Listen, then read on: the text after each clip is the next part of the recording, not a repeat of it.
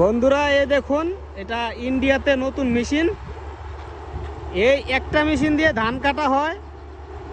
ধানের যেই গাছগুলো আছে এগুলো আলাদা করে দেখেন ধান ঢালছে, দেখছেন? এই ধানগুলো কিন্তু আলাদা করে এটা ট্রাক্টরের মধ্যে ভরছে। হ্যাঁ দেখুন, এটা ইন্ডিয়াতে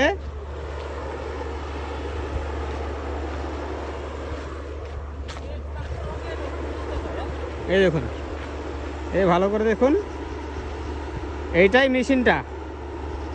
এই মেশিনটা দিয়ে কিন্তু আপনার ধান কাটা হয়। ধান কেটে পরে এই ট্রাক্টরে নিচ্ছে, দেখুন এই দেখুন।